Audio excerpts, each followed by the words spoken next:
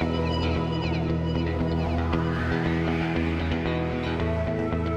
name is Kurt Yeager, and this is Mark Harris from Kansas City area. We're going to be demoing some shot put techniques today, showing you what you need to work on and actually show you some things that will cause disqualifications. So Mark, you ready? All right.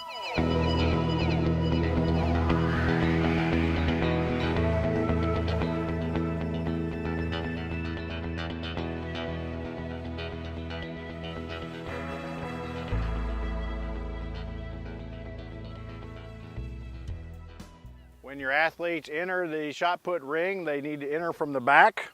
So Mark, go ahead. You're going to enter from the back. He's going to take the shot put and basically put it by his ear or maybe even a little lower, okay? And he's just going to demo just throwing it from right here, okay? So Mark, let's see what you got. And then when you're done, Mark, I want you to hold your finish, okay? Go ahead. You don't have to throw it real hard, just throw it a little bit. There you go. Okay.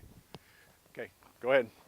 You'll notice that Mark went from his ear up, and he did not break his wrist. If he breaks his wrist like this and throws it in a throwing manner, that will cause a disqualification. That's right. Okay. All right. Shot put close to his ear, maybe even a little lower, Mark. Drop it down a little lower. Okay. No, right here. There you go. All right. He's going to try to turn his body, and then whenever you're ready, Mark, let her go. Okay. There you go. Good finish. Nice high finish. Nice high finish without breaking his wrists. If you break your wrist, yep, that's going to be a disqualification. Okay? And you can't take it back and throw it. You got to take it from your ear and put it up like that. Yep, there you go. So this would be something that you'd have to watch out for because he's breaking his wrist up here, and that's going to cause that throw to be disqualified. Now just throw it like a softball, kind of. There you go. There you go. Good. Good. So throwing it from away from the body instead of keeping it in by his head is going to be a disqualification also. Okay. What I would do when I was first teaching is I would have your shot putter put their foot right up against the kickboard. Put it right up against her, Mark. Nope. No. Right there. Put it up against her. Yeah. And I would have them work throwing like this to get started. Okay. Now Mark's been doing this long enough that he doesn't do it from here. What Mark does, and as they get more experienced, you can back them up in the ring. Okay, let's get your shot put back, Mark. Okay. And as they get more experienced, now I want you to do your full like you normally do, because you normally scoot up, okay? I want you to do what you normally do, okay? This is definitely the more experienced shot putter because it takes a lot of time to learn the steps and stuff, but now go ahead and throw it.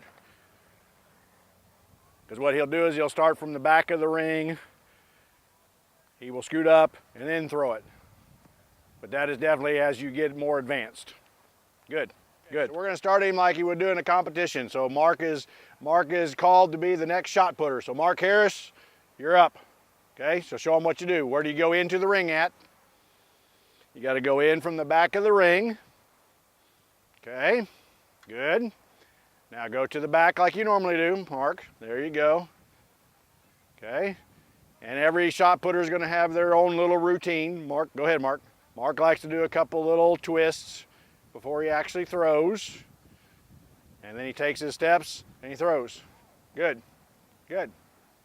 Very good. Now, Mark, I got a question for you. What happens if you throw the shot put and then you step over that? Step over. What happens if you do that? Disqualified. That's also disqualified. Right. So you cannot step over this at all, right? And then after you're done, what do? You go out where?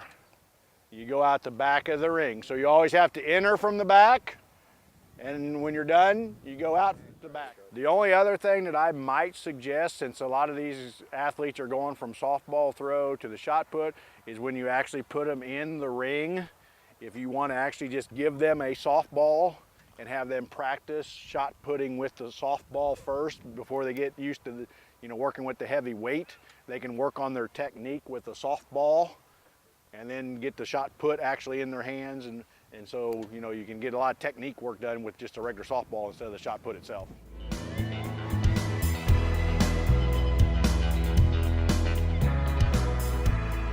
Okay, this is Dustin, and he's from the Kirksville area, and we're going to give you some pointers on throwing the mini jab. Right, Dustin? Right. Okay, so you notice Dustin's got his mini jab. When he gets ready to throw it, he's got to make sure he only has one hand on it. It's got to always be thrown from over the shoulder, so no underhand tosses. Got to be thrown from over the shoulder, correct? Over the shoulder, below the hair. Yep, and when it lands, the tip of the javelin has to hit the ground first. If it does not, then it does not count as a legal throw. Okay. The other thing when you're throwing the mini jab, there is kind of what they call a foul line. We don't actually have the exact tape out right now, but we're going to use this mat. So what the athlete will do is he'll start as far back as he wants, and then he will run or step up to the foul line, and he will throw. And kind of like other events, if you step over or on the foul line, then that will be a disqualification. So they got to make sure they maintain their balance, so after they throw, they don't step onto the foul line. Okay? All right, Dustin, we're going to have you do a couple so they can kind of see what it looks like. So whenever you're ready. There you go. Tip down. All right. Up. So what happened, Dustin? That would not count as a legal throw, right? Okay. Let's have you do another one. So as they're throwing, they got to make sure they maintain their balance so they don't do what just happened, right? And stand on the, okay? All right. Let's try another one. There you go. Good. Good. Very good. So those are your basics. I mean, it's almost like throwing a softball throw. You're just changing to the mini jab instead. Step, step, throw, keep your balance. Very good. Very good. I like it. There, good. Tip hits. They mark right where the tip hits, so they would come up here and mark and measure from here back to the line in meters. Technically, according to the rules, you can hold it anywhere you want. Most people find that if you hold it further to the back, that gets you the better arch to the javelin, and it'll land tip first. Because if you hold it way up here, first of all, it doesn't feel very good, does it? Because it goes like this on you, so it's not comfortable. No. So you want to get it where it's nice and comfortable, and that's kind of where the weight is anyway. Down there. Okay. Yes, so that would not count because the javelin was not above his shoulder, and it wouldn't have counted because it didn't land tip first. It's hard to make you do it wrong, but we're trying to show people, okay? All right, go ahead. Like flip your wrist. There you go. Good.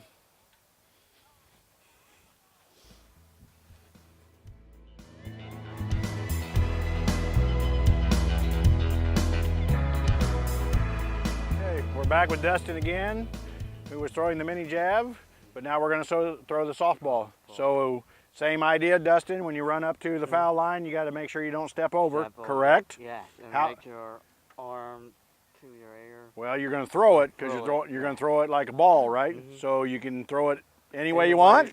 So can I run up here and throw it overhand? That'd be okay. Can I run up here and throw it underhand if I really want to? So in softball you can throw it any way you want, correct? But you just got to make sure that you don't step over the foul line when you're done. Yeah. Okay, let's give us a show. Hey, don't throw it real far. I don't want to chase it down. All right. Throw a regular one, just like throw it to me. There you go. Good. Wherever it lands, we measure back in meters again. Now, can you throw one underhand just to show them how you could do it if you wanted to? Go ahead. There you go. Okay.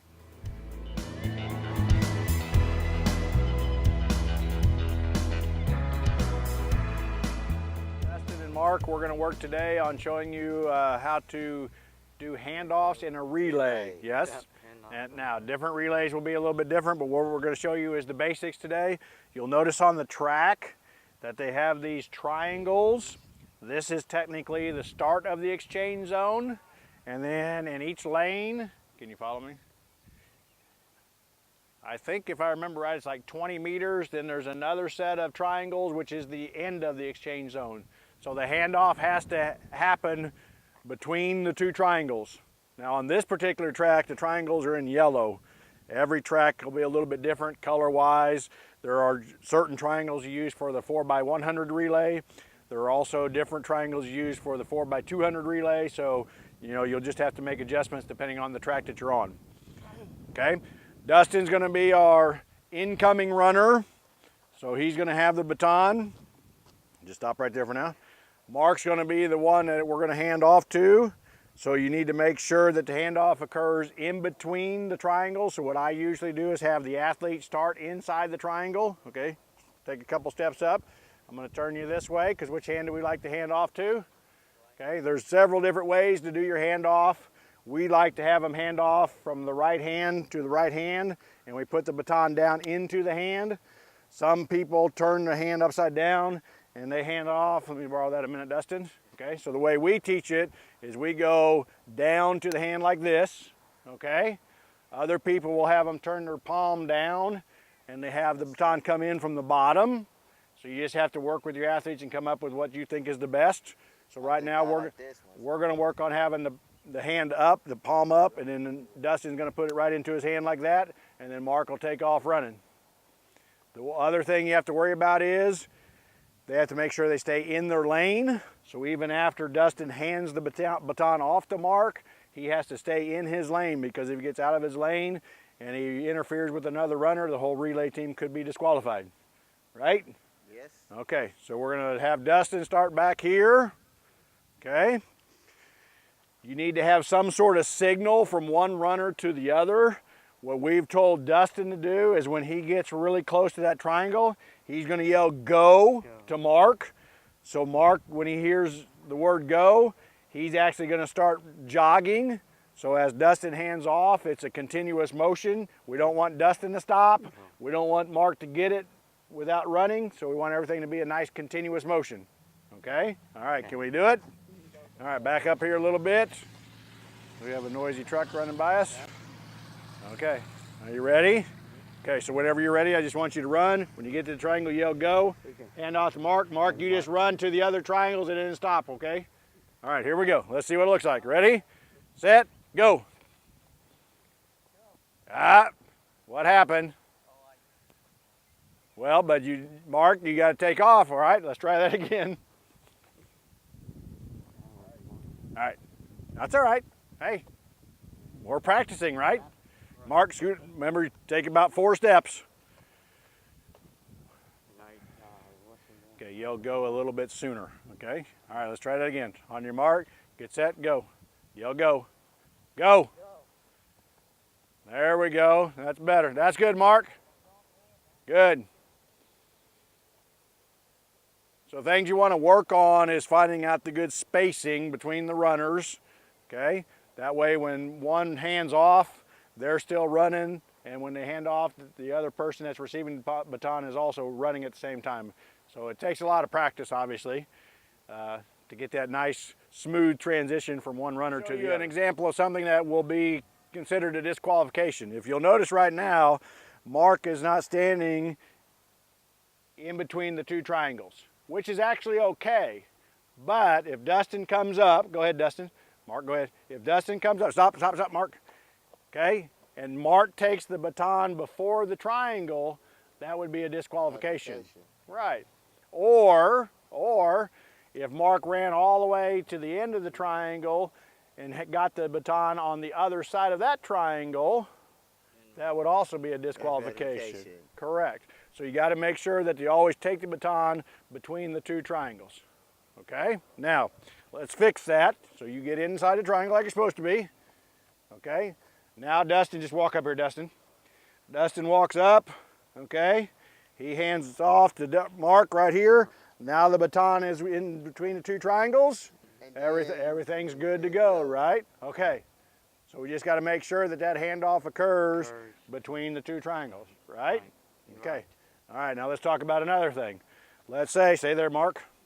Let's say we come up and the baton comes out of your hand and falls to the ground. That's disqualified too. Not necessarily. No. Okay. Whoever drops the baton, which in this case was Dustin, would have to go pick it up. And then if he handed it to Mark, you could keep running. Okay, so the rule is whoever drops the baton has to pick it up, and then the relay can continue. Even if it goes outside the lane, even if it goes outside the lane, you can actually get the baton and keep going. But that would be also something that there should be officials at each exchange zone they would watch for that and they would make a determination whether it was considered to be a legal handoff or not. And they would decide whether or not the relay team got disqualified. So even though you dropped the baton, doesn't mean you should stop. You should pick it up and try to keep going and let the officials decide whether or not you're going to get disqualified.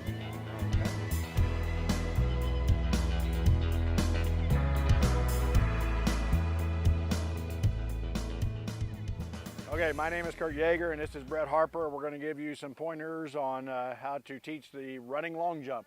Okay, so what Brett is standing on right now is the takeoff board. Step over here, okay? This is your takeoff board. As long as you do not go past the takeoff board, it's considered a legal jump. Some takeoff boards will look like this. On some tracks, they may be more like a painted line like this. So every track will have a little variation to it, but that's considered your takeoff board. Okay, one of the first things we want to try to figure out is how far back from the takeoff board the athlete should start. So what we're going to do with Brett, just to kind of get an idea, is we're going to have him take 10 steps back, and we're going to see if that's a good place for him to start. Okay, so I want you to take 10 big steps so we can put your marker down so we can figure out your starting point. Okay, 10 big steps, please. 1, 2, 3. All right, turn around right there. Okay, so what we're going to do is we've just taken a tennis ball and cut it in half to use as a marker. So we're going to set the marker down so Brett kind of has a visual aid of where he's going to start. You can take a piece of chalk, you can put a rock down, whatever, just some kind of indication on where he wants to start. Okay, so now we're going to have Brett just do his run. One of the biggest keys and one thing you have to work on is it's a 1-foot takeoff and a 2-footed landing. So we want to make sure he hits the board with 1 foot, and then when he lands in the sand, he lands on both feet. Okay, let's give it a try and see what happens. So he's gonna run up, try to hit the board, take off, land. Good, very good. Okay, so he took off with 1 foot on the board, and then you'll notice he landed right here with both feet, and then they will measure from the board to the closest point, and once again everything will be measured in meters. Take off and we'll see what it looks like. Good, now fall back, stand up and fall backwards. Put your hand, there you go. Okay, if that happens, what they will do is they will find this spot where his hand was and measure from the board to here, because that's the closest point to the board. So you always want to make sure that you teach your athletes that when they land in the sand, they fall forward. All right, couple other things we want to show you. Okay, when you did that last jump, show me where your foot was. On Brett's last jump, his foot was right there. Since he's over the board, that would be considered a scratch, so that would not count. The other thing we would suggest is, I know we had Brett take 10 steps back to his tennis ball. What you'll need to do with your athletes is adjust that starting line depending on how well they're hitting the board. If they're coming up short of the board, so they're taking off from here, you might want to move them, one way or the other to adjust their steps. Every athlete's going to have a different distance and a different number of steps to run, so that's just something you have to work on. Okay, if they're going too far, like Brett did on the last one, he might just have to adjust his starting point a little bit. When you hit the board and you get ready to jump, what do you do with your arms? Take your arms back, throw your arms, because you want to try to get as far out there as you can, right? So you hit that board and throw your arms and use your arms to help jump, right? Okay, now we're going to talk a little bit about the standing long jump instead of the running long jump, okay? So we're going to use the same takeoff board.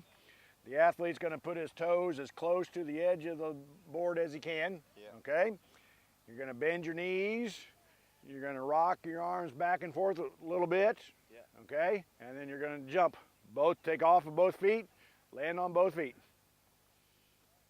There you go. And then step forward. That way you're not falling backwards, right? Okay, let's try another one. And go. Good, good. So in that case, we'd measure from the board to probably about right in here, because that's where the closest point to the board is. Once they get good enough at doing the standing long jump, then you just need to kind of progress them into the running long jump. Okay, measuring everything in meters.